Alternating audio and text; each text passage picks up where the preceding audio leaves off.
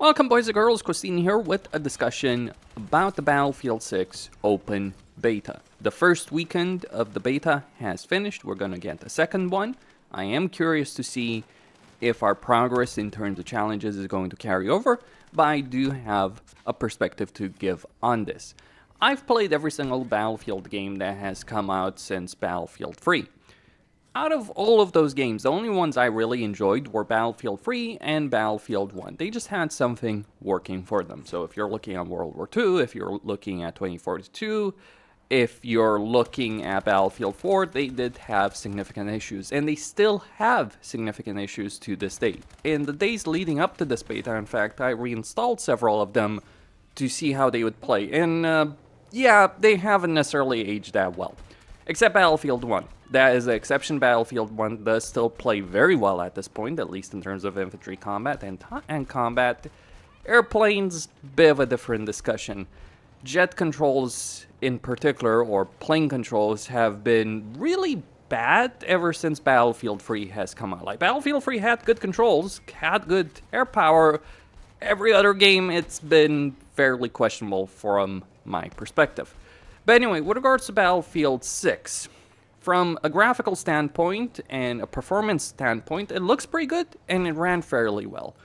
I didn't get a single disconnect or crash or any of those issues, which, yeah, that was a really big problem in a lot of other Battlefield games. Like, you look back at Battlefield 3, great game, but I could have done without a lot of the issues I had in terms of connecting to a game, disconnecting from a game crashing, all those kind of things, which are still a problem at this moment. Also, that whole web browser to connect to a server, I hope we never see something like that again, because it was not a great experience. It still isn't a great experience to deal with at this point. But yeah, performance-wise, pretty solid. Graphically, I really liked it, especially with regards to destruction, though there are some questionable aspects with regards to destruction. So for instance, you do have phenomenal destruction, but it's not complete destruction. There are some buildings or parts of buildings that are just indestructible. Also, I'm not sure what they've made those cargo containers out of, because you could fire multiple tank shells and high-end explosives in them, and they would not even take a real scratch from all that damage. So it's clear to me that we do have destruction, but the developers still want to control the flow of battles. They do want maps to work in a certain way. So some things are not destructible. All the same, I really liked it, and it reminded me quite a bit of Battlefield 1. Because Battlefield 1, one of the things that made that game work so well was it was very thematic. You had a lot of grime, you had a lot of destruction, you had mud. Unfortunately, we don't have mud in Battlefield 6, but we do have a ridiculous level of destruction. The maps just felt authentic, if you will. I wouldn't say real, but very authentic. Like, you see devastation on the streets, you see a lot of things happening, you see a lot of smaller details in these maps with regards to destruction or interaction between players and the environment, and that's pretty good. Could be better, I'm not gonna lie. The only issue I would say that I had in terms of a performance or graphics perspective is that with HDR.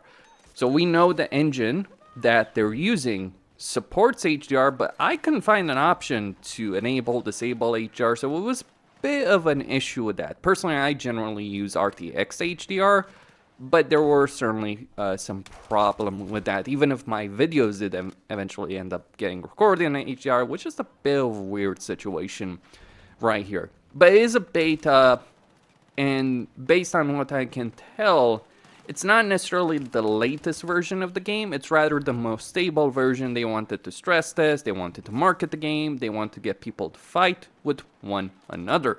So that's why we end up having the maps that we did in the beta. We had 3 maps available for testing: Cairo, Iberia, and Liberation Peak. Out of these 3 maps, 2 of them are very focused on infantry combat. So if you're looking at Cairo, if you're looking at Iberia, very heavy focus on infantry, though we do have some vehicles there, IFVs. And if we're looking at Liberation Peak, that's clearly a medium-sized map. So from my point of view, when it came to combat on these maps. Most of the time, I think they avoided the pitfalls that a lot of infantry-focused maps have fallen into in Battlefield before. So we look at Operation Metro, we look at Gallipoli, the choke points on Gallipoli, on the operation of Gallipoli, or in Metro.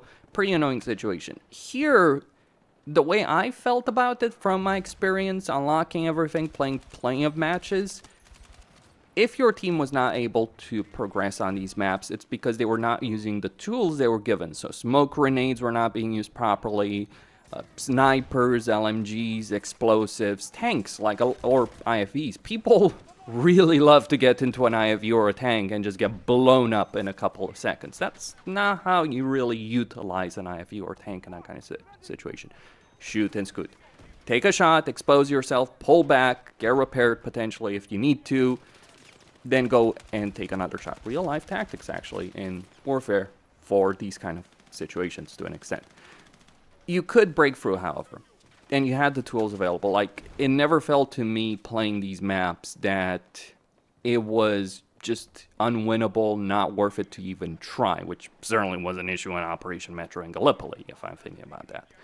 But yeah, very heavy infantry focused, which is important because we do have the following game modes, or we did have the following game modes to test. So we had King of the Hill, Domination, Breakthrough, which is basically Rush, and Conquest with restricted and unrestricted weapons. We'll get into that in just a second.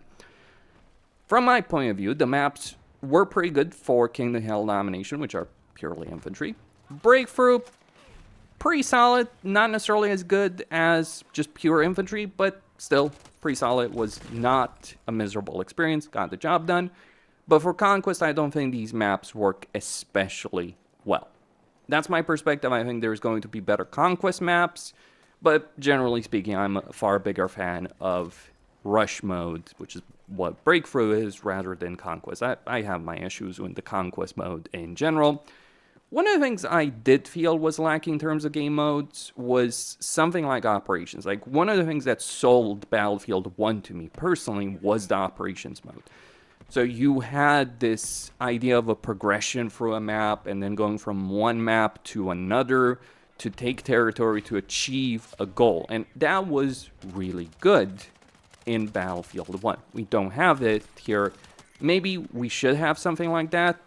The fundamentals of gameplay, the map design, pretty good, but without that kind of mode that really sells the experience and makes you involved, as opposed to just like, okay, all I care about, like, my score, my kill count, etc. How about we focus on winning and making winning feel very satisfying? So I think that's one of the aspects I would say is lacking in terms of, like, the game modes and the map situation, that we don't have that kind of level of progression that we had to Battlefield 1. Like, Battlefield 1 was very great because it had a great deal of authenticity. Not realism, authenticity. So it really felt like reliving those very pivotal moments in history in World War I. Not realistic, not the tactics armies use, not the weapons they use, lots of prototypes or very limited weapons, sure, or things that didn't work in history but worked in the game. Absolutely, but was very, very authentic as an experience.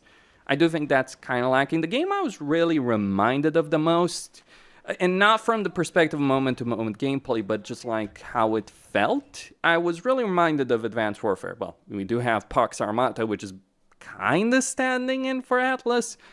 I don't think it's necessarily a bad idea to copy that, but I do think I'm questioning the story aspect and the universe aspect that they're trying to sell over here with Battlefield 6. Like, fundamentals of gameplay, performance, optimization, all that, pretty good, but not quite sold on the universe that they're trying to sell us.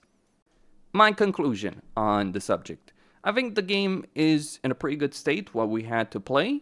I'm questioning the story and the themes and other things in the game.